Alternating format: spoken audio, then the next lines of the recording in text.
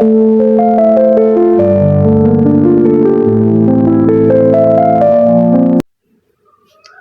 semuanya, di sini kita akan membahas tentang pemikiran monetaris. Kira-kira apa sih itu pemikiran monetaris?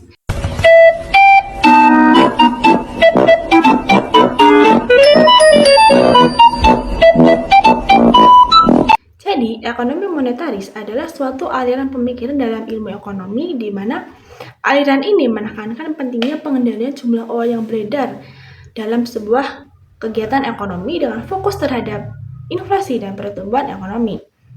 Aliran monetaris ini muncul karena kegagalan Keynes dalam memecahkan masalah-masalah ekonomi yang ada. Nah, karena kegagalan Keynes inilah yang memberikan ruang kembali nih bagi perkembangan teori monetarisme. Karena sebenarnya monetarisme ini sudah muncul sejak lama loh teman-teman. Namun, baru diperhatikan kembali setelah terjadinya kasus inflasi yang diiringi dengan tingginya tingkat pengangguran pada tahun 1970-an. Dalam aliran ini, bank sentral memiliki peran yang sangat penting karena mereka harus mengendalikan jumlah uang yang beredar guna menjaga stabilisasi ekonomi dan nilai tukar uang. Selanjutnya kita masuk ke dalam pembahasan yang kedua, yaitu tokoh-tokoh pemikiran monetaris. A few moments later, a few inches later. Kira-kira siapa aja sih tokoh-tokohnya? Yang pertama ada Milton Friedman. Friedman adalah seorang profesor dari University of Chicago, di mana Friedman dikenal sebagai tokoh utama dalam pemikiran monetaris karena ia yang mengembangkan dan memperkenalkan teori monetarisme. Pada tahun 1976, Friedman memperoleh penghargaan Nobel atas kontribusinya yang sangat besar dalam ekonomi, seperti analisis konsumsi, teori monetarisme, dan analisis kebijakan tentang ekonomi.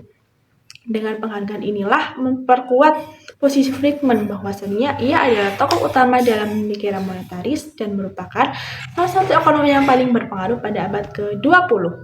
Oh gitu. Kita masuk ke dalam pembahasan yang terakhir, yaitu perbedaan antara aliran Keynesian dengan aliran monetaris. Perbedaan utama antara aliran Keynesian dengan aliran monetaris terletak pada cara mereka memandang peran pemerintah dan instrumen utama dalam sebuah perekonomian, di mana aliran Keynesian ini meyakini bahwa perekonomian itu tidak selalu mampu dalam hal menyeimbangkan dirinya sendiri, terutama dalam masa krisis ataupun resesi.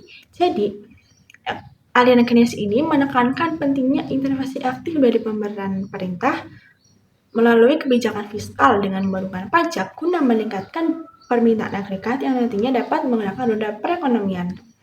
Sebaliknya, monetaris berpendapat bahwa dengan adanya peran pemerintah yang terlalu aktif justru akan menimbulkan ketidakstabilan.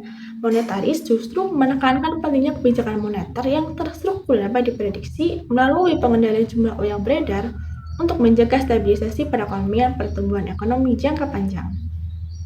Misalnya gini teman-teman, anggap perekonomian ini seperti sebuah tim sepak bola, di mana ada pelatih Keynesian dan ada pelatih monetaris.